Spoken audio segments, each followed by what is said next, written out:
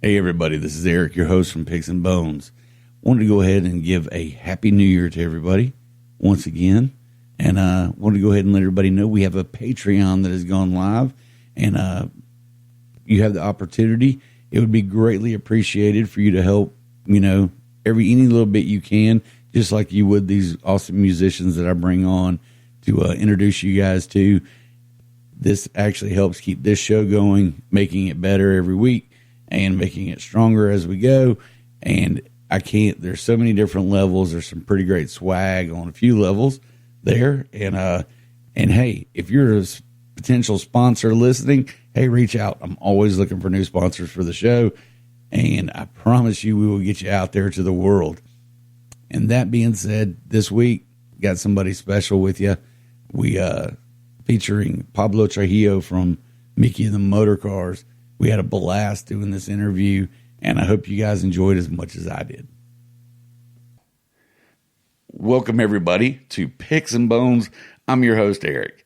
Today, we are sitting down with somebody that I think is one of the best musicians out there today. He plays with a little band called Micky And The Motorcars. Guys, let me introduce you to Pablo Trujillo. How you doing, buddy? Man, it's doing great. Well. That's awesome. I know it's a busy season for everybody, wrapping up the year and everything. Kind of, how's it been for you? It's good. I'm in Boise right now. We're here for our New Year's show. We're doing down at the Knitting Factory tomorrow night. Got a couple days off. We're just here hanging out. I went and had breakfast with some of the band guys and just kind of relaxing before we wrap up the year. And hey, you guys have had a fairly busy year, haven't you? We have. We've been a little bit of everywhere. We released a new album a couple months ago, and we've been pushing that, in and around Texas. And we did a West Coast tour, kind of doing the same thing, pressing that. It's called Long Time Coming. So if you guys want to check that out, it's on all the streaming services. Love to get some folks listening to it. But I was making people listen last night. Oh, awesome. As a matter of fact. So tell them what you do in the band.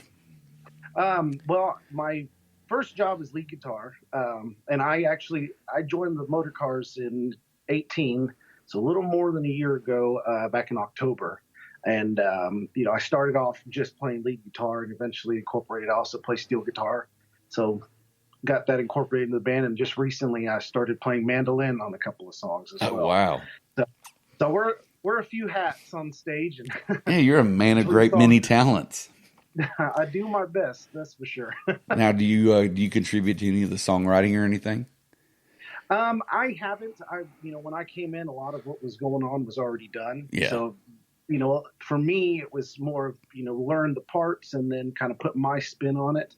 And that's been the coolest thing, it's because when I was first, introduced to the music of the band and joined the band, of course, I wanted to keep true to the sound of the Motorcars, which has, been something that I've listened to for a really long time. And I have a jazz, funk, and mariachi background. Nice. So, but I did that for several years. And, I played with a country band for several years, cover band. And, it's been kind of cool to, follow the reins of Dustin Schaefer and Chris Farrow. And, without even sitting down with them too much, I learned so much from those guys. But yeah, it's been cool. That's awesome. How does one get an opportunity like that? Well, for me, like I said, played with a cover band for several years, and I am from a town called Victoria, Texas. And Dustin Schaefer, one of the former guitar players, is also from that town. And okay. He and I, at one point in time when he released, let's say it was his first album, he was doing some shows and we connected. He needed a second guitar player, and we just, kind of clicked as music buddies. And fast forward a little bit, we played several shows together and, just remained friends. And then one day when the Motorcars were looking for a new guy, he put my name in the hat, and I did everything I could to follow up on my end, and they picked me. That's awesome. So how did you get your start in music?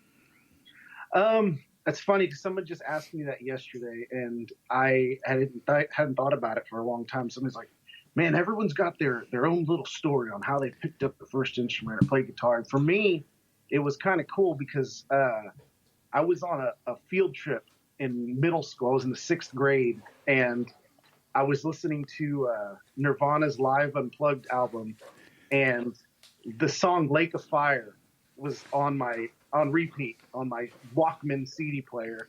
And this was back in 2002, and I was just sitting there, and I remember hearing a certain lick on the song, and it was just like, man, that's so cool. I want to learn how to do that. And so that next week when I got home, I told my mom, hey, I want to learn to play guitar. And she told me, I'm not going to get you something that's going to sit in the corner of your room and collect dust. Exactly. I think when, that's something that happens to all of us, because I remember asking for my first guitar, because I've got a music background. I was always a front man and everything, and I'm a half-ass guitarist. Even to this day, my son, has outshined me completely in that aspect. Which that's good. That's what you want your kids to do. You want your kids to be better than you. But I remember getting my first guitar, and they were like, my folks were like, either you're gonna love this, or we're gonna worry about how you're ever gonna make a living. Yeah. And they're like, well, I'm like, well, how about we do a mixture of both? Yeah. So what was your first guitar? Do you remember? I actually, that's kind of a hard question for me, because the first guitar I think I ever touched was an old like Hondo Strat copy that a family friend just let us borrow for a little bit. And that I didn't have very long because we ended up giving it back. But then someone else gave us a guitar that was literally a piece of wood and strings. I still have it. It's back in my mother's house. It's sitting in the closet. And I need to restore it or do something with it, because it is an ugly, just black wood piece of body. And yeah, you could see where like the cavity where all the electronics would go, and there's nothing in it. There never has been, actually. And the bridge is just some crummy piece of wood, and that's what I all warped. started on. Oh yeah, it's ugly. I wish I had a picture of it so I could show you. That is awesome.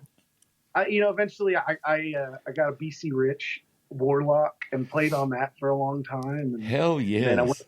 And then I went through the Steve Vai phase, and that's all I listened to. So I got an Ibanez, and man, now I'm like strictly G&L. That's really all I touch for the most part now. I hear you.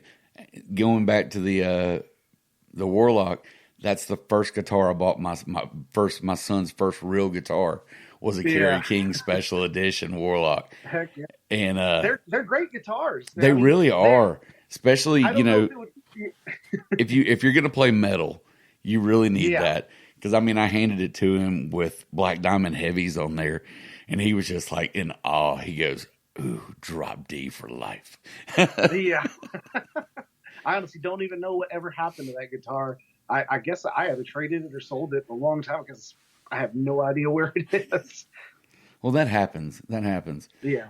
Well, and you actually answered one of I always do this kind of a not a quick fire, but what I call the bare bones questions. And your favorite instrument that you play now. So you've already answered that one for us. So that's pretty good. About Janelle, what kind of what other equipment do you use? Amps and everything wise. Whenever we're back home and I've got my normal rig, I have a Gino Blues Boy that I bought it from a guy. It was a custom shop guitar that he just had sitting around, and it was everything I wanted. It's just a sunburst. No, I'm sorry, not a sunburst. It's like a dark burst finish. And I personally love P90s in the neck, so I've got a P90 in my neck, and then I've got a Seymour Duncan Little 59 in my bridge. So I can get a lot of the spanky telly tonal qualities I need out of it, but with that little humbucker, I can still push it and get kind of a hard drive for pretty much anything. It's a very versatile guitar, and through that I run through my pedal board. Most of what I use is with Old School Effects, and that's he's a guy that's out of my hometown, builds just old school straight circuit antique boutique pedals, and I've heard of them.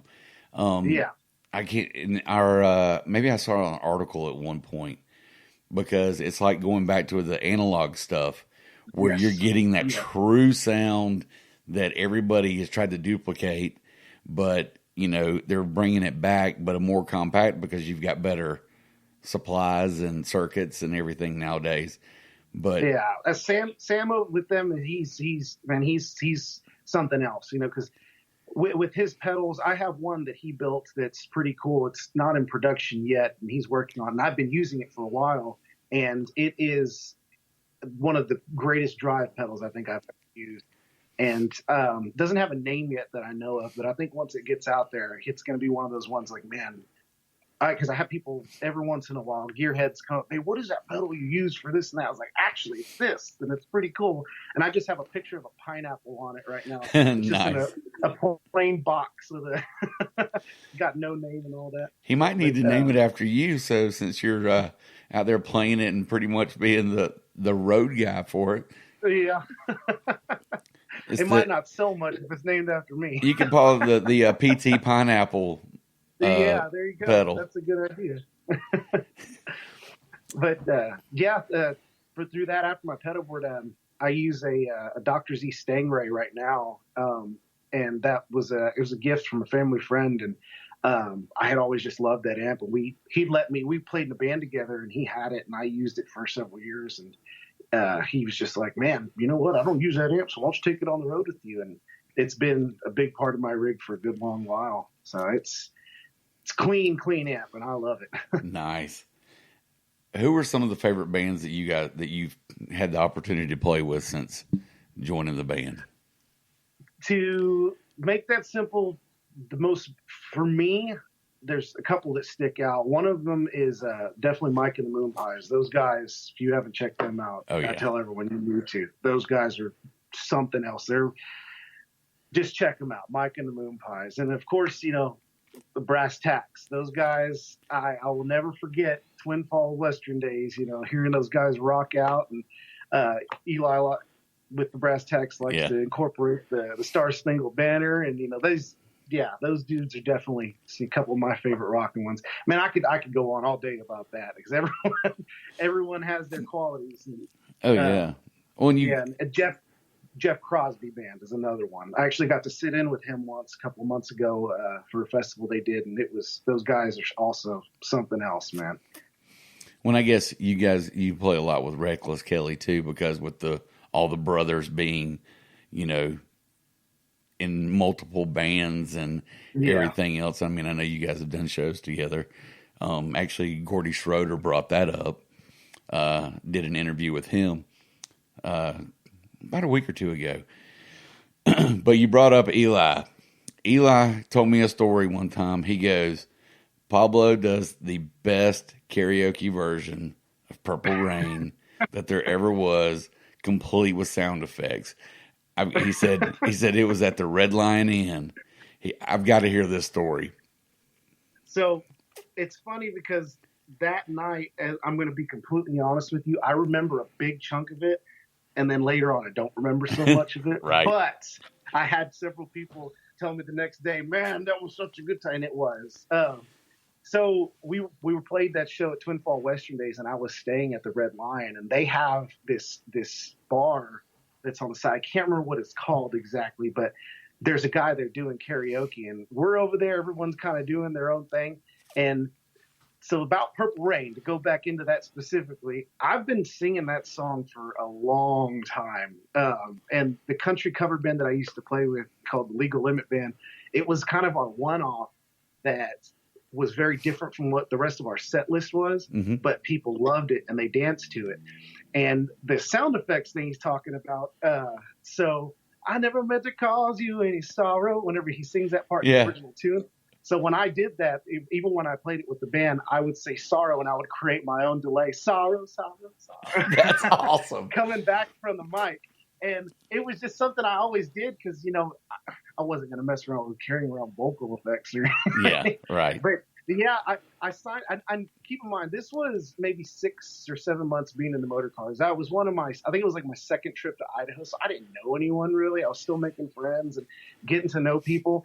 And I don't know if you can tell, I'm I'm not shy. I'm not Yeah, introverted. I'm not either. I make friends everywhere. The karaoke list was up, and I was like, you know what? I'm going to do this. And Eli, all the guys were there hanging out. Some of the rest of the guys in the motor cars were there, and I signed up for it. And I just remember it was awesome because the guy, he had the right. Sometimes you get a karaoke track, and the back track's not the best. Oh yeah. Do you know what I mean? Oh yeah. What is it? What is it? Sound Choice is about the best one because it's the only one that really has the right tempos and everything else in it. And then you get some knockoff, and you're like, "What the hell is this? This isn't even the same song." Well, the karaoke, it's like a MIDI backing track or something. Yeah, that or some really bad like church backing track. Yes, that you'll get in some of those. Oh man, I got up there and did it, and no one, I guess, knew either that I sang because I don't sing much. I don't sing at all with the motor cars. Okay, and I hadn't been, because I've just been focusing on my guitar playing. So when I got up there, I guess some of them were like, "Oh, that dude sings too," and it's like, I mean, I try. I would never say I'm a singer, but I do my best. And it was cool because I think even at the beginning, if I remember correctly, I even said, "Dear the beloved, we're gathered here today to get through this thing called life," just as kind of a joke. That's awesome. Man, it was fun. It was a good time. So that will forever live on at the Red Lion. Well, I could only imagine what the karaoke DJ guy's thinking, where he's got these two bands that people have actually heard of are coming in and getting on his and the guys are getting on stage singing and doing karaoke. I couldn't imagine what this guy's face or reaction was, because he's got to be like, holy crap, this is this is just karaoke, right? You guys are too good for this. Well, and anytime you go, I personally, I love doing karaoke. I think you don't even have to get me drunk to do karaoke. Oh, me either. Most people say, yeah, I love it. But it was funny because there were some people there that I guess were the regulars that did their 70s and 80s country tunes and karaoke, and they were having a good time. And then you had all this rowdy band kids, and they're just making noise and doing some other stuff. And then the other thing was, I don't remember if anyone actually did it or not, but we kept talking about cool key changes in songs. And so me and Eli and Dave and all them, we were just, going back and forth. And I was like, guys, I'm going to let y'all finish, but the thong song has the best key change ever. And that's been kind of an ongoing joke between us. So like anytime we hear it, we of course like send a snap or a video to each other like, there's that key change. That's awesome. And that's what's great about being around so many of these different guys that are, a little more outgoing than some of these others. 'Cause I mean, I know I've been fortunate enough over the years to meet a lot of guys from, different genres and everything else. And some guys are so reserved to talk to. It's just like, hey, this is just normal conversation. And then you get guys like you and like Eli and everybody. And it's just like, oh man, we're just having a conversation. This is great. Oh yeah. I'm trying, I did kind of just jump off my own train of thought. Now you guys are at Mile Zero too, right? We'll be, yes, we finish up here in Boise and then we go to Steamboat. We'll be there for the week. And we got a few Texas dates in January, and then we go to Mile Zero at the end of January. See, I was hoping to try to go this year, but I think next year is going to be an absolute have to. So it's a good time. It really is. That's what I've heard. I mean, I've got a bunch of my musician friends here. They're all like, well, you're going, right? And I'm like, no, not this year. And they're like, well, you got to go next year. I even reached out about press passes. And they were like, oh, yeah, this is how you did it. And I'm like, okay. I mean, this thing's not even a year old yet. And I'm just like, okay, I'm kind of overwhelmed because the response and the caliber of folks that I've been able to talk to, I really can't I mean, I can't complain. And that's why I need to make myself available to go next year, because Oh yeah, that's just, you won't regret it. I promise you. There's so many. It's a great time. Oh, and Yeah. and everybody has said that. And then here I am going, I'm heading out to Oregon this spring. And then Eli's like, okay, you're going to come hang out with me, and then we're going to show you around. I'm like, right on. And now you guys play the Highway 30 festival for Gordy. I'm not sure that the one we did was Highway 30, because it was before the actual Highway 30. I think it was called Western Days. Yeah. Because I got them mixed up, and I kept calling it Highway 30, but I want to say it was pre-Highway 30. Like before it moved. Yeah. Okay. Yeah. Yeah, and we did that one.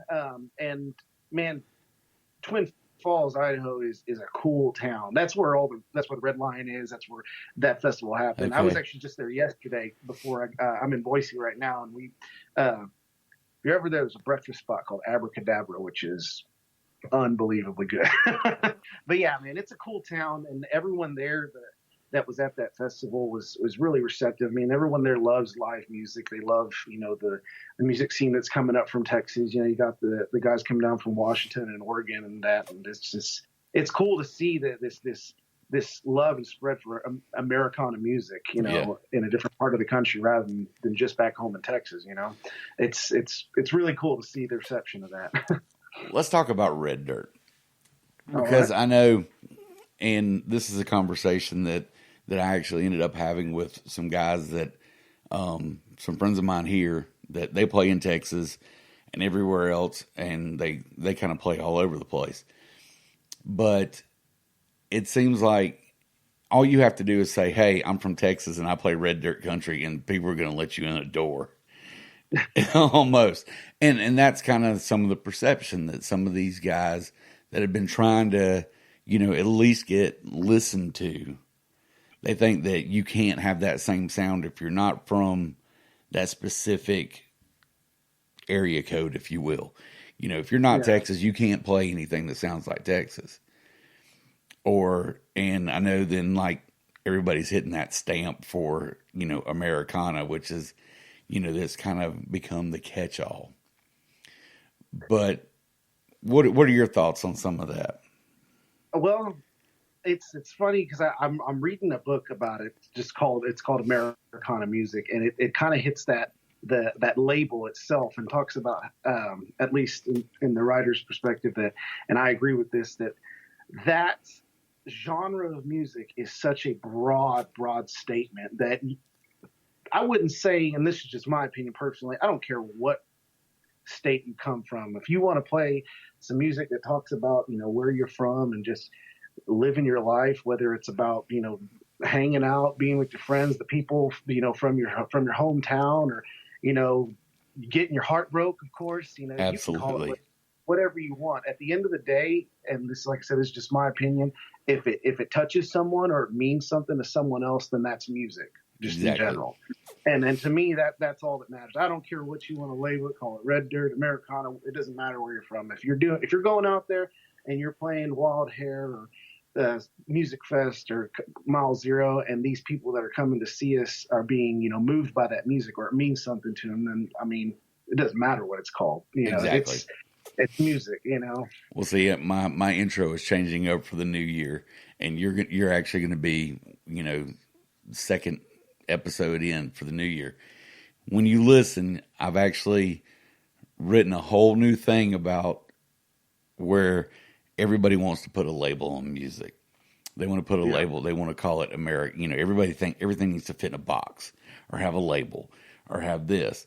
They want to call it Americana. They want to call it Red Dirt. They want to call it, outlaw. But at the end of the day, it's American music. Right. And it comes from everywhere. I mean, it comes from, hills of Kentucky. It comes from, and it's working man's music. It's guys that are showing up at a show, buying a $2 beer. They've got calloused hands and probably some dirt still on their shoes and boots or in their jeans. And I think that's I think we need to get away from everybody feeling like they got to put a stamp on something Right. for acceptance. Right. Because I mean, right now there's a push where over here on the East Coast that it's Carolina red clay. That's where all these guys are coming from. Because I don't know if you've ever had the experience of getting in red clay. That shit never comes off. I mean, it does not wash out of your clothes. It stains your hands. And, that's just part of life. Yeah. And, that's why I always like to get different people's perspectives on music. Yeah. And that's kind of a cool comparison there, when we talk about, just music in general, whether it can be moving or therapeutic for some folks, Mm-hmm. that's the kind of stuff that gets that red clay or red dirt out is, just good music, Absolutely. And I mean, we do this for the people that listen to us, at the end of the day. And that's what it's, at least to me, that's what it's about, is the people who want to hear what we're putting out. And that's important. And that's one of those, like I said, that's one of those things that everybody talks about. It doesn't matter what genre it is. If it moves you, music should make you feel something. It's kind of like poetry and writing. Yeah. Whatever if you're reading it or you're listening to it, because I mean, songwriting is poetry. And I mean, it's telling a story. It needs to, I mean, I'm married to a poet, so I get this drilled into my head, but it should make you either make you sad, happy, piss you off, or make you question everything. And I think you guys do a great job of that with the songwriting and storytelling. And there's so much that people are really getting back to that storytelling aspect. At least that are not the pop country, just Nashville cookie cutters. Yeah. And I didn't even go into pop country with you, and I'm not going to do that. That's kind of like you don't talk religion or politics in a bar.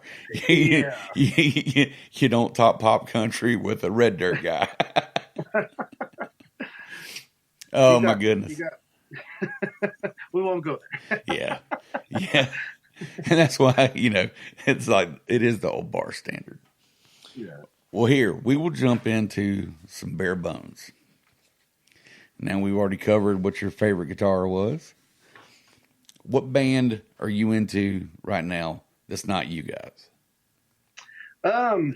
Man, I'm kind of one of those guys who's, I guess, likes to listen to my friends, if that says anything. Yeah. And I mentioned the Moon Pies. I mentioned Jeff Crosby. There's another group that is out of the Houston area. They're called the Chad Cook Band, and I've been listening to them quite a bit here recently. I actually got to work with them several years ago, and they're all good dudes, good friends of mine. But man, they've been putting out some good stuff recently. I think their latest single is called "Life Behind Bars," and it talks about being a musician and playing at bars, doing the whole grind of being a musician. And, that's been what I've been listening to. I've been listening to some Marcus King band, those guys. He's from here, where I live. Is he really? Absolutely. Yeah. And, I mean, that, and I listen to a lot of electronic music, believe it or not. Are you an EDM guy, a closet EDM guy? Not necessarily EDM, more of like ambient atmospheric, especially with like pedal steel playing. Will Van Horn, Robert Ellis's steel player. I love that guy's stuff. So he's got that album called Pedal Steel Guitar, and that is like my go-to for if I'm reading, if I'm on a plane, if I'm just closing my eyes, relaxing. It's an instrumental album with pedal steel, bass, and drums, and that thing, as a steel player especially, it's good. But anyone who gives it a listen, it won't be disappointed, I promise you. I'll have to check that out. Yeah, it's good. Okay, what is your all-time favorite book? Oh, man, that's a hard one. I would say growing up, the book that I had read the most was Shiloh. I don't know if you remember that one. I do. About the dog. And I'm a dog lover. I have 2 dogs myself, so I'd say as a kid that would probably be the first one that comes to mind. And I don't read as much as I wish I should. I've started several books and not finished them because I have a hard time paying attention to that. Yeah. Well, you've got a lot of things going on around you. Yeah, and right now I just started reading this book about Americana music and just talks about the the roots of it all and some of the founders of it and how it all got started. So I'll get back to you on that one because that might. Hey, I'm all for it. All right, as you're going to probably say this is sacrilege, but I have to ask this one: pulled pork or brisket, dry rub or sauced? Why not both? My man. See, that's the correct answer every time. Yeah. Both for the win. Yeah. Dry rub or sauce, though? Me personally, I like dry rubs. I like, I'm a hunter as well. And just last week, I went hunting, got a deer, and I put a roast. I put some dry spices on it and vacuum packed it. And when I get home, I'm going to sous vide it, cook it up, and see how it turns out. Man. So I would say, for me personally, I'm a dry rub guy. Okay, you're making me hungry too. Okay, what was the first record you ever got for yourself, or you picked out and somebody bought for you that you made the conscious decision to go, "That's what I want"? This is going to be surprising to you, I think, because it's kind of funny. And I tell people this, and they give me a hard time. Like, really? But the first one that I can remember I ever got was Offspring Americana, the Offspring Americana. Yeah. And that had Pretty Fly for a White Guy on it. Oh, yeah. It's a great album. Man, oh, yeah. And as a young guitar player, when that was coming out, I wanted to learn all that stuff. And that album, because I just sat there and I remember being a kid just sitting there playing guitar along with it, really taught me a lot. There's some good guitars. So if you haven't listened to it, there's a lot of good guitars playing on that album. There really is. Okay, what was the first concert you remember going to? So there was a guy who would come to the local college and put on these like piano performances, and I can't remember his name. He was just one of those like Yanni-esque style guys that just like did, of course, like movie themes and all that. And when I was a kid, my mom, she took me to that stuff, and I just remember being in awe watching this guy play keyboards and, make all these cool sounds. And he, of course, he would do the Star Wars theme, he'd do, Indiana Jones, all that good stuff. And that for me was some of my first experiences, going to concerts. But what's even cooler than that is 10 years later, when I was in the college jazz group, I played on that same stage. And my mom told me that I said to her when I was a kid, one day I'm going to do that. And hell, sure enough, I did. That's awesome. And you actually opened up a good transition into the next one, Star Wars or Star Trek? Star Wars, definitely. Good answer. And it's not, but I do want to say this. It's not because I think it's better. It's just because for me, my generation, I didn't really grow up on Star Trek. I never watched it. Wasn't really exposed to it. Yeah. So, and I'm not going to say I never will check it out, but I just never did. The movies are great. I'm a lifelong Star Wars guy. I don't know if you can even see. I've even got my Kylo Ren helmet behind me here. Let's see. What is your jam song? What's that one song? It doesn't matter if you've heard this song 1,000 times. You're in the car. It comes across the playlist or anything. That volume's going up. You're going to roll the window down and the foot's going down on the pedal a little bit faster. What is... go ahead. Hit me with it. Dr. Funk by the Main Squeeze. I don't know that one. I'm going to have to check that one out. That one comes on. I've got a big playlist on Spotify that's got it's spelled UNH exclamation point, and it stands for so that when you hear those songs of it, you go like, that's a jam. And then I have another one that's got like Latin music that does the same thing, and I call it and it's just songs that kind of do that for you, that kind of make you feel like, yeah, this is a jam. So every once in a while I hear something that gives me that feeling that you get from a certain song, I'll put it on that playlist. But that one, that's a jam for me right there. Have you made them public? What's that? Have you made your playlist public so people can listen? Oh yeah. That's Yeah, awesome. it's public. Oh, I like it. Okay, person living or dead that you wish you could take the stage with. Man, I would say I would want to play with John Mayer living. And the reason is because there was a long period of time where I studied, I don't want to say study, but I learned a lot of his trio stuff that he did. And that was one of those things, I remember at a certain point to hit a wall with guitar playing, and then you hear something like, oh, I want to learn to do what he's doing, or kind of analyze what he's playing. And that guy is just he's just a faucet of genres that he's done like so much, as with doing the Grateful Dead stuff, doing his trio stuff and his pop stuff. Man, I have a lot of respect for that dude as a guitar player and a musician. And I told someone one day I'd love to play steel with that guy on some of his tunes. You never know. You're probably going to end up with that chance. Okay, do you have a life's mantra, or just that one little phrase that you always keep in the forefront of your mind that to try to help guide you? I do, and it's just me being the BSer that I am. I always tell people, and I'm just one day said this. I'll tell people, you know what they say, and they'll be like, "What do they say, Pablo?" And I'll say, "You can't keep many peaches in the pantry if you don't have any figs in the freezer." And somebody said to me, "What does that even mean?" And I'm like, to be honest with you, I don't think it means anything, but I guess it kind of means, if you have peaches in the pantry, you don't need to worry about that. If you got your figs in the freezer, you got your short-term good times, you got your long-term good times. I don't know. Take it for what you will, but that's. But it sounds like old school sage advice. Like you'd hear some old cowboy come up and go, "Well, boys, it's like they always say." Yeah. I love it. That's mine, and it's funny because I say that all the time to people, and I'll usually get those like, what did he just say? It's like, well, that kind of makes sense. Or some of the folks that be like, they're like, oh, I get it. It's like, no, you don't. No, you don't. You're full of shit. Because I don't even know what the hell it means. My best friend's got a new one now.